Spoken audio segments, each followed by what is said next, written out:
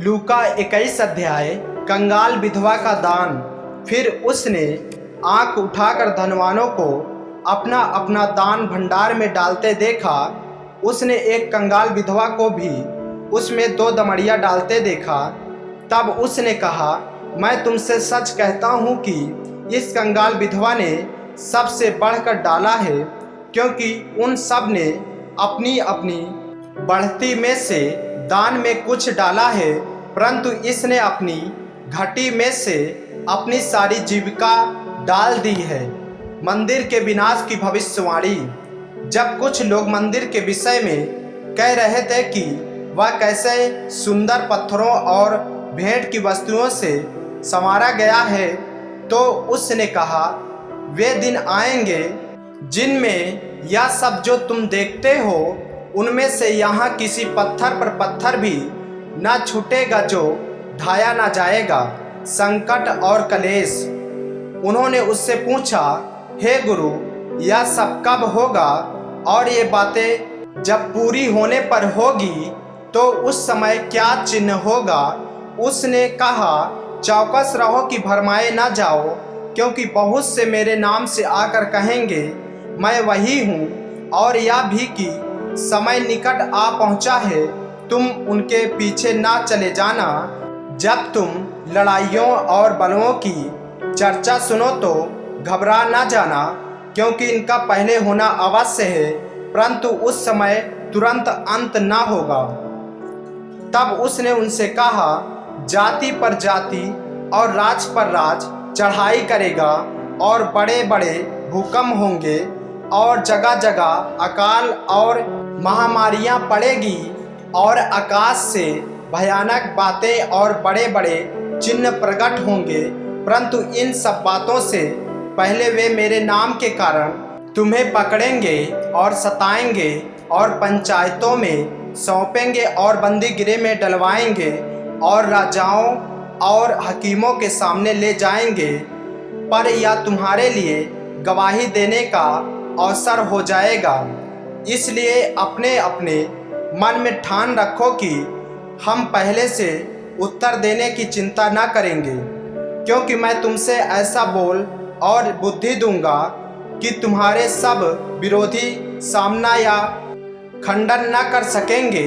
तुम्हारे माता पिता और भाई और कुटुंबी और मित्र भी तुम्हें पकड़वाएंगे, यहाँ तक कि तुम में से कुछ को मरवा डालेंगे।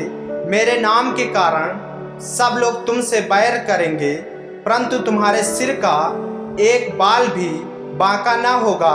अपने धीरज से तुम अपने प्राणों को बचाए रखोगे। यरूशलेम के विनाश की भविष्यवाणी। जब तुम यरूशलेम को सेनाओं से घिरा हुआ देखो तो जान लेना कि उसका उजड़ जाना निकट है। तब जो यहूदियों में हो वह पहाड़ों पर भाग जाए, और जो यरूशलेम के भीतर हो वे बाहर निकल जाएं, और जो गांव में हो वे उसमें न जाएं, क्योंकि यह बदला लेने के ऐसे दिन होंगे जिनमें लिखी हुई सब बातें पूरी हो जाएंगी। उन दिनों में जो गर्भवती और दूध पिलाती होंगी उनके लिए हाय हाय, क्योंकि देश में बड़ा कलेश और इन लोगों पर बड़ा प्रकोप होगा। वे तलवार के कौर हो जाएंगे और सब देशों के लोगों में बंदी होकर पहुंचाए जाएंगे। और जब तक अन्य जातियों का समय पूरा न हो तब तक यरूशलेम अन्य जातियों से रौंदा जाएगा। मनुष्य के पुत्र का पुनरागमन। सूरज और चांद और तारों में चिन्ह दिखाई देंगे, और पृथ्वी पर देश देश के लोगों को संकट होगा, क्योंकि वे समुद्र के गरजने और लहरों के कोलाहल से घबरा जाएंगे। भय के कारण और संसार पर आने वाली घटनाओं की बाट देखते देखते लोगों के जी में जी न रहेगा, क्योंकि आकाश की शक्तियाँ हिलाई जाएंगी। तब वे मनुष्य के पुत्र को सामर्थ्य और बड़े महिमा के साथ बादल पर आते देखेंगे। जब ये बातें होने लगे तो सीधे होकर अपने सिर ऊपर उठाना, क्योंकि तुम्हारा छुटकारा निकट होगा। अंजीर के पेड़ का उदाहरण। उसने उनसे एक दृष्टांत भी कहा, अंजीर के पेड़ और सब पेड़ों को देखो, जो ही उनमें कोंपलें निकलती हैं तो तुम देखकर आप ही जान लेते हो कि ग्रीष्म काल निकट है। इसी रीति से जब तुम ये बातें होते देखो तब जान लो कि परमेश्वर का राज निकट है। मैं तुमसे सच कहता हूँ कि जब तक ये सब बातें न हो ले तब तक इस पीढ़ी का कदापि अंत न होगा। आकाश और पृथ्वी टल जाएंगे परंतु मेरी बातें कभी न टलेंगी। जागते रहो, इसलिए सावधान रहो। ऐसा न हो कि तुम्हारे मन कुमार और मतवालेपन और इस जीवन की चिंताओं से सुस्त हो जाएं और वह दिन तुम पर फंदे के समान अचानक आ पड़े, क्योंकि वह सारी पृथ्वी के सब रहने वालों पर इसी प्रकार आ पड़ेगा। इसलिए जागते रहो और हर समय प्रार्थना करते रहो कि तुम इन सब आने वाली घटनाओं से बचने और मनुष्य के पुत्र के सामने खड़े होने के योग्य बनो।